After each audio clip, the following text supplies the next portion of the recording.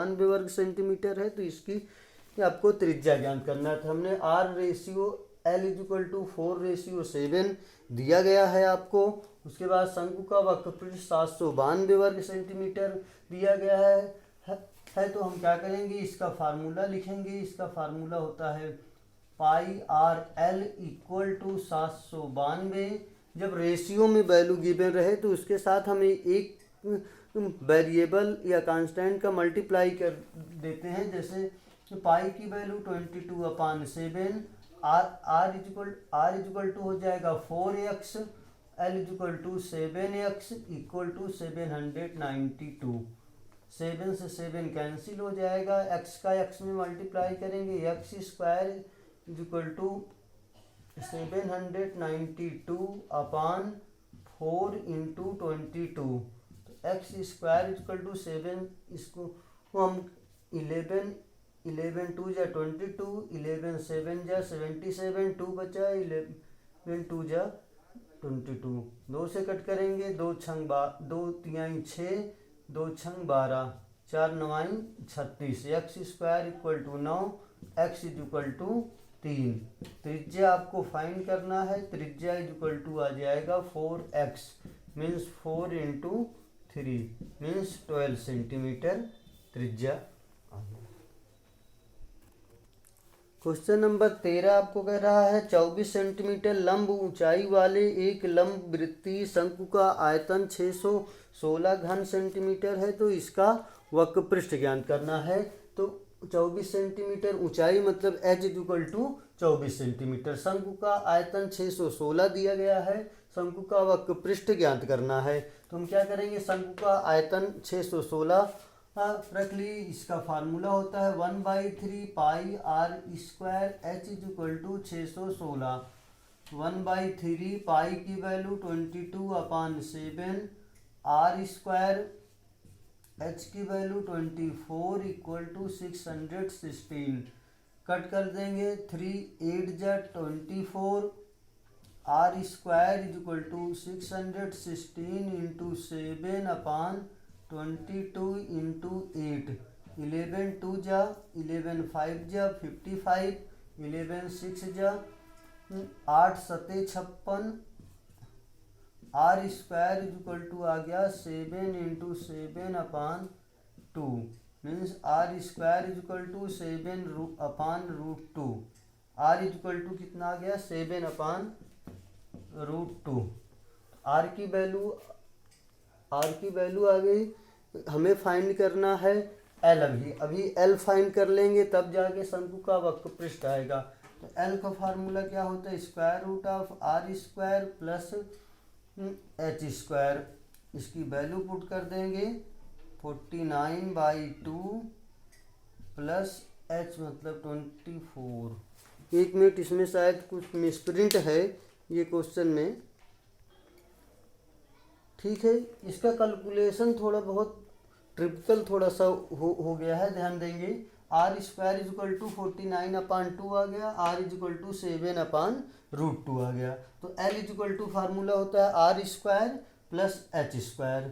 तो R की value 49/2 + 576 रख दी। इसको जब सॉल्व किए ये तो आ गया 1201/2। तो 1201 का वर्गमूल हमने लिया तो आ गया 34.66/√2 आ गया। तो L की वैल्यू आ गई 34.66/√2। तो शंकु का वक्रपृष्ठ πRL होता है। पाई की वैल्यू 22/7, R की वैल्यू 7/√2, L की वैल्यू 34.66/√2 कर दी। इसको जब सॉल्व किए तो 381.26 इसके लगभग में आंसर आ रहा है। मतलब इस तरह से कैलकुलेशन हमें करना है। कैलकुलेशन थोड़ा सा ट्रिपिकल था, इसलिए इसमें आपको ध्यान से करना होगा और क्वेश्चन ये आंसर आपका करेक्ट है। ओके, क्वेश्चन नंबर 14 कह रहा है 8 मीटर ऊंचे तथा 4 मीटर व्यास वाले लंबवृत्तीय बेलन को पिघलाकर 3 मीटर व्यास तथा का एक शंकु बनाया गया है। तो शंकु की ऊंचाई ज्ञात करना है। तो हमने मान लिया है, माना बेलन की ऊंचाई कैपिटल H = 8 मीटर, बेलन की का व्यास 2r इक्वल टू 4 मीटर, तो कैपिटल R इक्वल टू आ गया 2 मीटर। इसी तरह आपको दिया गया है शंकु का व्यास बराबर 3 मीटर, तो शंकु की त्रिज्या 3/2 सेंटीमीटर। h आपको फाइंड करना है, तो h फाइंड करना है बेलन का, क्योंकि बेलन को ही पिघला कर शंकु बनाया गया है, तो शंकु का आयतन बराबर बेलन को पिघला के शंकु बनाया गया है, तो बेलन का आयतन बराबर शंकु का आयतन। तो बेलन का आयतन का formula pi capital R square H, शंकु का आयतन 1/3 pi small r square H। पाई से पाई कैंसिल हो गया, r की वैल्यू पुट कर दो 2 × 2, h की वैल्यू 8, 1/3, r की वैल्यू यहाँ गिवन है 3/2 × 3/2। h आपको फाइंड करना है, एक 3 से एक 3 कैंसिल हो गया, इन 2 का इधर मल्टीप्लाई हो जाएगा, 3 से डिवाइड हो जाएगा, तो h इक्वल टू आ जाएगा 2 दूनी 4, 8 चौक 32, 32 गुणे 4/3, तो h इक्वल टू 4 दूनी 8, 4 तिहाई 12, 4 तिहाई 12/3, तो h इक्वल टू आ जाएगा 3 चौक 12, 3 चौक 12, 3 दूनी 6, 3 दूनी 6, 2 और 0 आ जाएगा, 3 छंग 18, 3 छंग 18 मीटर, 42.67 मीटर कर सकते हैं इसको, ये आंसर हो जाएगा। ठीक, क्वेश्चन नंबर 15 आपको दिया है 9 सेंटीमीटर भुजा वाले घन से अधिकतम कितने आयतन का लंबवृत्तीय शंकु बनाया जा सकता है। तो यहाँ पर एक घन के रूप में हम उसका वन पृष्ठ बना दिए हैं, इसमें एक शंकु बनाएंगे, तो जितना शंकु की ये घन की भुजा 9 सेंटीमीटर है, तो शंकु की ऊंचाई भी 9 सेंटीमीटर हो जाएगी और शंकु का व्यास भी 9 सेंटीमीटर हो जाएगा। तो शंकु का त्रिज्या हो जाएगी 9/2 सेंटीमीटर, r बराबर 9/2 सेंटीमीटर। शंकु का आयतन ज्ञात करना है, फार्मूला 1/3 पाई r स्क्वायर H, 1/3 पाई की वैल्यू 22/7, r की वैल्यू 9/2 × 9/2 × h की वैल्यू है 9, 3 से 3 जा 9 हो गया, 2 से 2 1 जा 2, 2 1 जा 2, 11 आई, 11 का 3 में मल्टीप्लाई कर दिए 33, 9 9 81 हो गया, 7 दूनी 14 हो गया, 33 गुणे 81 गुणे तो 26 73 आ गया, बटे में 14, 26 तो 14 से भाग दे दिए तो 190.93 या 92 सेंटीमीटर क्यूब आपका आंसर हो गया। इस एक्सरसाइज का लास्ट क्वेश्चन है, एक समकोण त्रिभुज में समकोण बनाने वाली भुजाओं की लंबाई 8 सेंटीमीटर और 6 सेंटीमीटर है, तो उसे कर्ण के परितः घुमाया जाता है, तो इस तरह उत्पादित द्विध्रुव शंकु का संपूर्ण पृष्ठ ज्ञात करना है। तो फिगर देखो हम पहले से बनाए हैं, मगर फिर से आपको बना के समझा दे रहे हैं कैसे बना है। ये आपका समकोण त्रिभुज है, जिसकी भुजा एक 6 सेंटीमीटर एक 8 सेंटीमीटर, ये भुजा आपका यह कोण 90 अंश है। तो इसको जब ऐसे हम रोटेट करेंगे तो ये इस तरह से बन जाएगा, तो इसको जब मिलाएंगे तो ये आपका दोहरा शंकु बन जाएगा, जिसकी एक की तिर्यक ऊंचाई 8 सेंटीमीटर, दूसरे की तिर्यक ऊंचाई हो जाएगी 6 सेंटीमीटर। यह रेडियस हो जाएगा और ये ऊंचाई हो जाएगी। तो इसको हम देखो किस तरह से इन दोनों शंकु का संपूर्ण पृष्ठ ज्ञात करते हैं।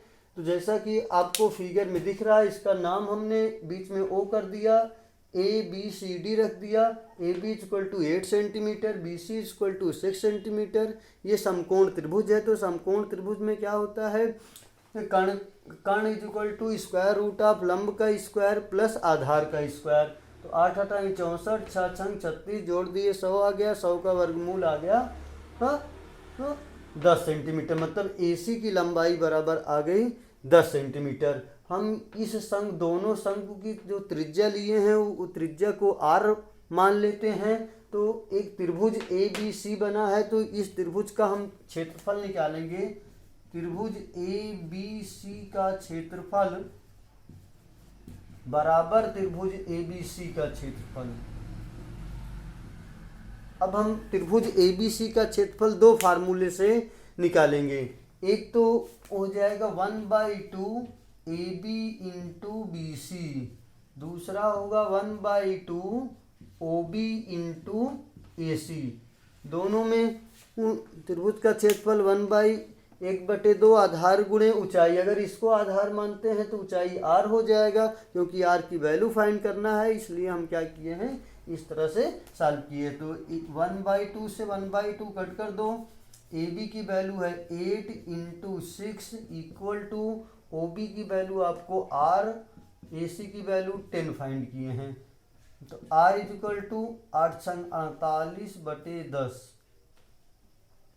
48/10 मतलब r इक्वल टू 4.8 सेंटीमीटर आ गया r की वैल्यू। तो हमें फाइंड क्या करना है, इस प्रकार उत्पादित दोनों शंकु का संपूर्ण पृष्ठ। दोनों शंकु का संपूर्ण पृष्ठ का formula πr l plus πr l हो जाएगा। तो लिखेंगे दोहरे शंकु का आयतन, दोहरे शंकु का आयतन नहीं, संपूर्ण पृष्ठ, तो पाई r L1 plus pi r L2।